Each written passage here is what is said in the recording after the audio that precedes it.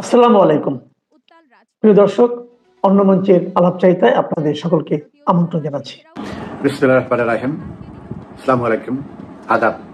আজকে কথা বলবো আওয়ামী লীগকে যদি তার সাংবিধানিক অধিকার রাজনীতি করতে না দেয়, তার পরিণতিতে কি হতে পারে, এবং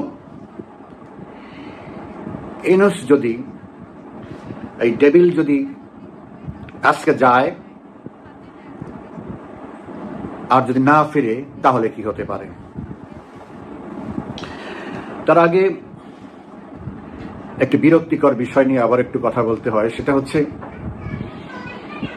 এই পিচাসরা, এই ইউনূস নামক ডেভিল এবং ইতররা আমাদের বাঙালি গর্ব, বাঙালির বংশোদ্ভূত বঙ্গবন্ধুর নাতনি, ব্রিটেনের জনপ্রিয় রাজনীতিক, 4 বারের এমপি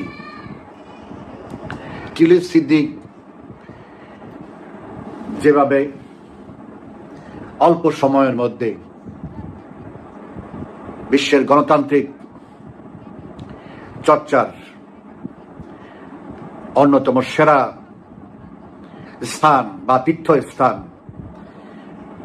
লন্ডনে যেভাবে রাজনৈতিকভাবে সুপ্রতিষ্ঠিত হয়েছে, এবং যেভাবে তার প্রতিভা ক্রমশ বিকশিত হচ্ছে, এ দেখে এই পরশ্রী কাতর এবং ডেভিল চরিত্রের ইউনূসদের হিংসায় জ্বলে পুড়ে যাচ্ছে, যাতে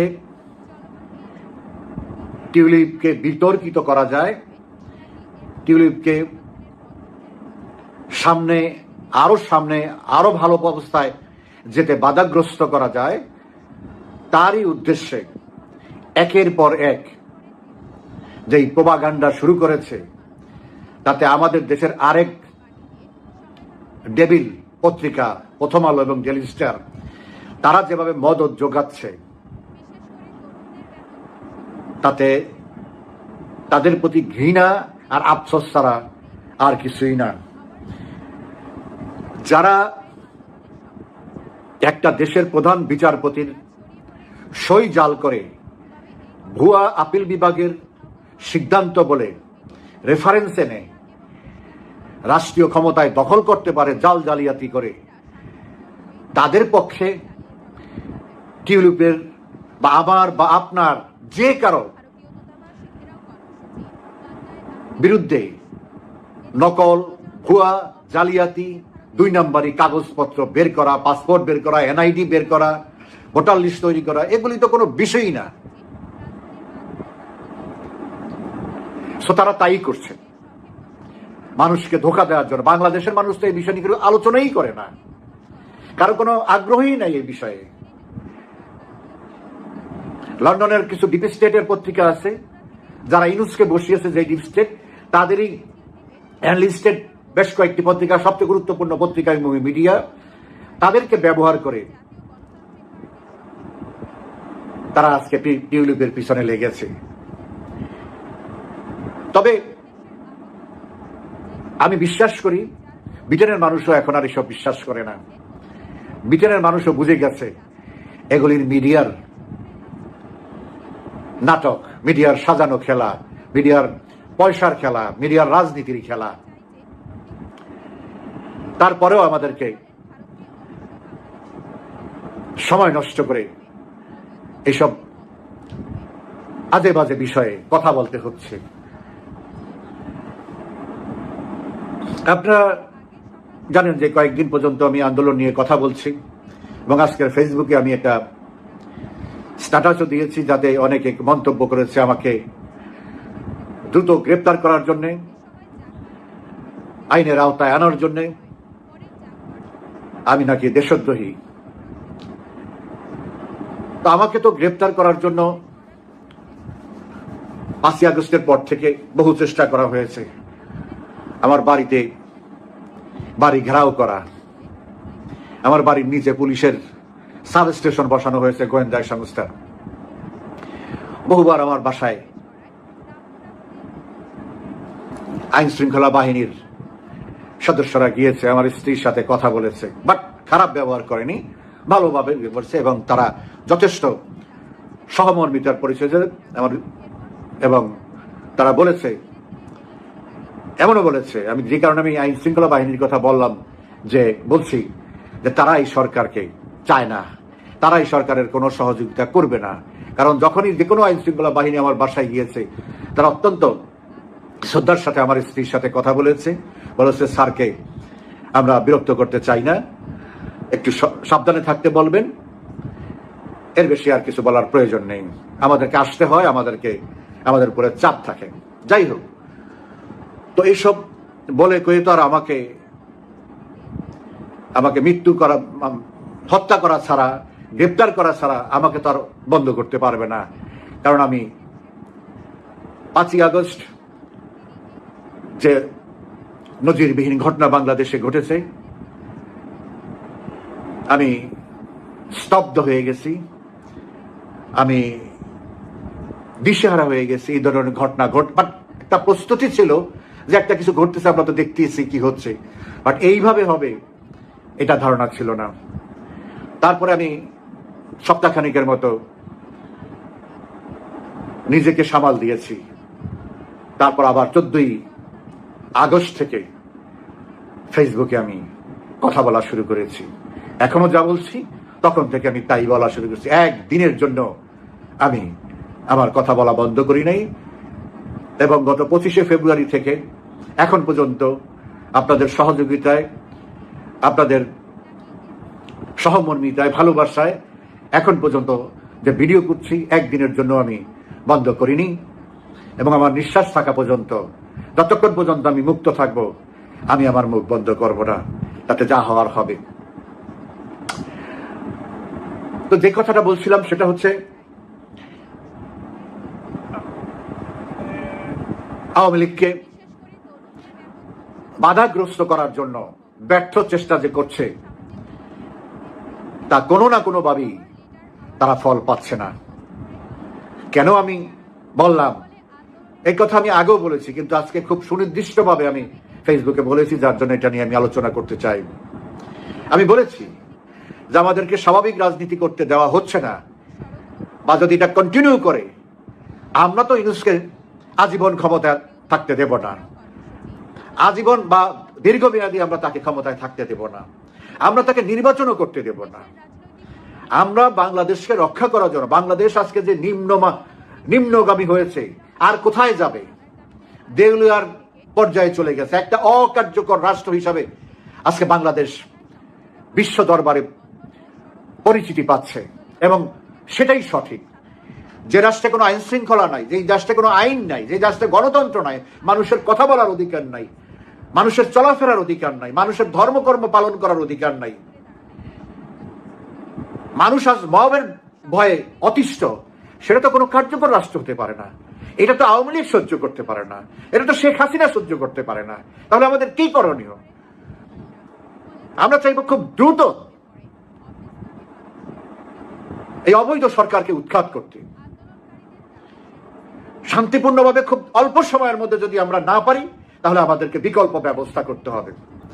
আর আমরা যদি বিকল্প ব্যবস্থা হলো, আমরা এটা বলেছি যে আওয়ামী লীগ কোনোদিন আজ পর্যন্ত আন্ডারগ্রাউন্ড রাজনীতি করেনি, গণতান্ত্রিক প্রক্রিয়ার বাইরে যে রাজনীতি করেনি। কিন্তু আজকে আওয়ামী লীগকে যে পরিবেশ পরিস্থিতিতে ফেলানো হয়েছে, যে চাপের মুখে ফেলানো হচ্ছে, তাতে আওয়ামী লীগকে চিন্তা করতে হচ্ছে। দেখেন, একটা কথা বলে রাখি ফাঁকে, মাননীয় প্রধানমন্ত্রী, বাংলাদেশের প্রধানমন্ত্রী, শুধু তাই না, এর চেয়ে বড় কথা হচ্ছে তিনি জাতির পিতার কন্যা। তার যে দায় এই জাতির প্রতি, এই দেশের প্রতি, তার যে দায়িত্ব, কর্তব্য এই দেশের প্রতি, জাতির প্রতি, মন চাইলেও তিনি অনেক কিছু করতে পারেন না। এটাই যেন তার জন্য ব্যারিয়ার। মন চাইলেও তিনি অনেক কিছু বলতে পারেন না, এটা বিরাট একটা ব্যারিয়ার তার জন্য, তার অবস্থান থেকে। তিনি আওয়ামী লীগের সভানেত্রী না, শুধু সবচেয়ে বড় তার পরিচয় আমাদের কাছে, আমাদের আবেগের জায়গায়, যার জন্য আমরা জীবন দিতে পারি, তিনি জাতির পিতার কন্যা। তো তার পক্ষে অনেক কিছু বলা সম্ভব না। কিন্তু আমরা অনেক সময় অনেক কিছু বলে ফেলি, বলতে হচ্ছে। তার মানে এই না আমরা নেত্রীর পক্ষে কথা বলছি, আমরা আমাদের কথা বলছি। আপনাদের বিবেক আছে, আপনাদের বিবেচনা আছে, আপনারা সেটাকে বিবেচনা করবেন, বিশ্লেষণ করবেন বাস্তবতার নিরিখে, যে এই আমরা যে কথাগুলো বলছি এই কথাগুলি কতটুকু যুক্তিসঙ্গত, এই কথাটুকু কতটুকু পালনীয়, করণীয়। আপনাদের সেই বিবেচনা, বুদ্ধি বিবেচনার নিরিখেই আপনারা একটা সিদ্ধান্ত নেবেন, সেভাবেই আপনারা কাজ করবেন। যে কথা বলছিলাম যে আওয়ামী লীগ তার ৭৬ বছর বয়সে কোনো দিন শত প্রতিকূলতার মধ্যেও তারা গণতান্ত্রিক রাজনীতির বাইরে গিয়ে রাজনীতি করেনি। গণতান্ত্রিকভাবে আন্দোলন করেছে, জেল খেটেছে, জুলুম করেছে জাতির পিতা। 23 বছর সংগ্রামের 14 বছরই পাকিস্তানের কারাগারে ছিল। তিনিও তো অন্য রাস্তায় যেতে পারতেন, তিনি যাননি কোনোদিন। তার বিরুদ্ধে আগরতলা মামলা হয়েছে, সেটাও একটা বিকল্প ছিল। সে বিকল্প তৈরি করার জন্য সেই কাজটা করেছিল, কিন্তু সেটাতে সে কার্যকর করেনি। কারণ তার সর্বশেষ চেষ্টা ছিল গণতান্ত্রিক রীতিনীতি মেনেই আওয়ামী লীগের মতো একটি মাল্টি ক্লাস অর্গানাইজেশন, সার্বজনীন সংগঠন তার রাষ্ট্রের, সমাজের অধিকার আদায় করবে। আজকে প্রধানমন্ত্রীও সেই চেষ্টা করছে, শত কষ্টের মধ্যে, শত দুঃখের মধ্যে সেগুলি চাপা দিয়ে এখনো তিনি গণতান্ত্রিক ধারাবাহিকতায় রাজনীতি পরিচালনা করছেন। কিন্তু এরও একটা শেষ আছে, এর একটা সীমা আছে। আমরা খুব বেশি সময় অপেক্ষা করব না। অচিরেই আমরা দেশের মানুষকে নিয়ে একটা বড় প্রতিরোধ করার চেষ্টা করব। আমি বিশ্বাস করি, 99% আমি বিশ্বাস করি আমাদের সেই প্রতিরোধে ইউনূসকে আমরা পরাজিত করতে পারবো। কিন্তু বিকল্প হচ্ছে, যদি না হয়, আওয়ামী লীগ যদি বিকল্প ব্যবস্থায় যায়, বিকল্প রাজনীতিতে যায়, তাহলে কেউ কিন্তু ঘর থেকে বেরোতে পারবে না, কেউ কিন্তু ঘরেও আর নিরাপদ না। বাংলাদেশের 3টা বাড়ি খুঁজলে 2টা বাড়ি আওয়ামী লীগের। এটা 70 সালেও ছিল, 71 সালেও ছিল, এখনো বলবৎ আছে। আমি কথাগুলি এই কারণে বলি, যেহেতু সরকারের বাইরে, দেশে বিদেশে যারা চিন্তা করে, পলিসি মেকিং করে, আমি জানি তারা গুরুত্বের সহকারে আমার কথা শুনে, তারা ধারণা করে আমি ব্যক্তি, আমি কথা বলি না, আমি অনেক কিছুর ব্যাকআপ নিয়ে আমি কথা বলি, অনেক কিছুর গভীর থেকে আমি কথা বলি। তো আমি তাদেরকে সতর্ক করছি, বাংলাদেশ রাষ্ট্র আমরা তৈরি করেছি, আওয়ামী লীগ তৈরি করেছে, বঙ্গবন্ধু তৈরি করেছে, তার মেয়ে এখনো জীবিত আছে, তিনি ধৈর্যের সাথে বসে আছেন, বেশিক্ষণ সময় নিবে না। ধৈর্যের বাঁধ যখন ভেঙে যাবে, আমরা কিন্তু যে কোনো বিকল্প বেছে নিতে বাধ্য হব, তাতে কেউ নিরাপদ না। আজকে আওয়ামী লীগের মিছিল করলে আওয়ামী লীগের লোকজন ধরে 5,000 টাকা কেউ তো এটা পালন করেনি, করবেও না। কিন্তু এইটাও একটা উস্কানি আমাদেরকে ভিন্ন পথে ধাবিত করার জন্য। আমি খুব সিরিয়াসলি সতর্ক করছি এই অবৈধ সরকার এবং তার গুন্ডা পান্ডা সাঙ্গপাঙ্গদেরকে, ফর গডস সেক আওয়ামী লীগকে বিকল্প পথে যেতে বাধ্য করবেন না। আমরা মানসিক প্রস্তুতি ইতিমধ্যে নিয়েছি, অন্যান্য প্রস্তুতি আমাদের নিতে অল্প সময়ের মধ্যে আমরা পারব। যেখানে ভারতের মতো বিশাল দেশ, মহাশক্তিশালী দেশ আমাদের তুলনায়, তারা যখন আমাদেরকে সহযোগিতা করবে, তারা বাংলাদেশে আর কোনো দল নাই, আর কেউ নাই, তারা যতটা শেখ হাসিনাকে সহযোগিতা করবে, যতটা আওয়ামী লীগকে সহযোগিতা করবে, আমরা যতটুকু বাইরের থেকে সহযোগিতা পাবো, আর কারো পক্ষে সেটা পাওয়া সম্ভব না। তো এগুলো সব কিছু মাথায় রেখে তারপরে দিনগুলো গোনা শুরু করেন। আপনারা জানেন ইউনূস এই ডেভিল আজকে জাতিসংঘের সাধারণ অধিবেশনে যোগ দেওয়ার জন্য যাচ্ছে। ইতিমধ্যেই নিউ ইয়র্কে ডিমের ক্রাইসিস দেখা দিয়েছে,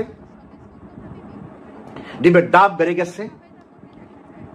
অন্যান্য জায়গার থেকে, আশেপাশের স্টেট থেকে, সিটি থেকে ডিমের সরবরাহ ব্যবস্থা চালু করা হয়েছে। সো ডিম, টমেটো, নানান যোগান এখন একটা বড় দায়িত্ব আওয়ামী লীগের নেতা কর্মী সমর্থকদের। তো সবচেয়ে বড় কথা হচ্ছে ইনুস জানে যে কি প্রস্তুতি নেওয়া হচ্ছে এবং কি শিক্ষা তাকে দেওয়ার জন্য ব্যবস্থা করা হচ্ছে। আরো অনেক বড় বড় পরিকল্পনা আছে, আমি সবকিছু বলতে যাব না। কিন্তু এমনও হতে পারে, সেটা বলবো না।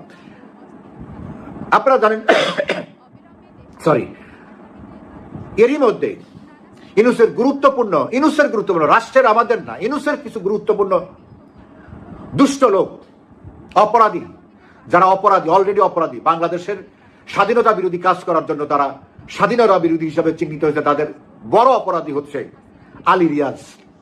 এই সংবিধান সংস্কার বা কি সংস্কার কমিশনের সহসভাপতি হল ডেভিল ইনুস।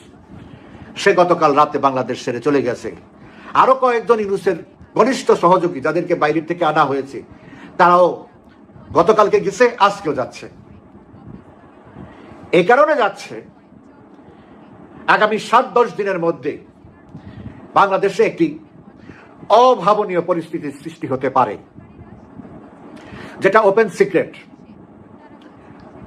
এই পরিস্থিতির উপর নির্ভর করবে ইনুস ফিরে আসবে কি আসবে না। বাট টু বি অনেস্ট, আমি ব্যক্তিগতভাবে চাই এবং মাননীয় প্রধানমন্ত্রীও চায় ইনুস ফিরে আসুক, কারণ আমরা ইনুসকে চাই। এ যা করার ইনুসকে সামনে নিয়ে আমরা করতে চাই, ওকে ভিতরে রেখেই আমরা করতে চাই। ইনুস যেন আমাদের হাত থেকে ফসকে না যেতে পারে। তাকে আমাদের এই জাতির জন্য, এই জাতির ভবিষ্যতের জন্য, ভবিষ্যৎ নিরাপত্তার জন্য তাকে আমাদের প্রয়োজন আছে। তাকে এমন শিক্ষা দিতে হবে, এমন শাস্তি দিতে হবে, ভবিষ্যতে কোন দেশ বিরোধী বাংলাদেশের কুলাঙ্গার যেন বাংলাদেশের ক্ষতি করার উদ্দেশ্যে বাংলাদেশের দখল করার সাহস না পায়। সেজন্য আমি মনে প্রাণে চাই ইনুসকে থাকতে হবে। ইনুসকে যমুনায় রেখেই আমরা সুনামি তৈরি করব। কিন্তু যদি না আসে, সেটা হবে আমাদের জন্য অতৃপ্ত একটি অর্জন। আমরা যে আমাদের লক্ষ্য অর্জন করব, আল্লাহকে মেনে বলছি, আমার বিন্দু মাত্র কোনো সন্দেহ, দ্বিধা কিছুই নেই। শুধু সময়ের ব্যাপার। সময়টা নির্ধারণ করার একমাত্র মালিক হলো প্রধানমন্ত্রী শেখ হাসিনা। হয়তো অনেকে বলতে পারেন, উনি কেন, আর কত দেশের ক্ষতি হবে, উনি এখনো কেন সিদ্ধান্ত নিচ্ছেন না? ওনার সিদ্ধান্তেই যদি ইনুসের থাকা না থাকা নির্ভর করে, তাহলে উনি এখনো কেন প্রতিদিন যেখানে মানুষ দর্শিত হচ্ছে, প্রতিদিন যেন মানুষ খুন হচ্ছে, প্রতিদিন যেভাবে মানুষ নির্যাতিত, অত্যাচারিত হচ্ছে বিএনপি জামাত দ্বারা, এর থেকে কেন মানুষকে উনি এখনো রক্ষা করে না? ওই যে বললাম, উনি যতটা না প্রধানমন্ত্রী, যতটা না আওয়ামী লীগের সভানেত্রী, সবচেয়ে বড় কথা হল জাতির পিতার কন্যা।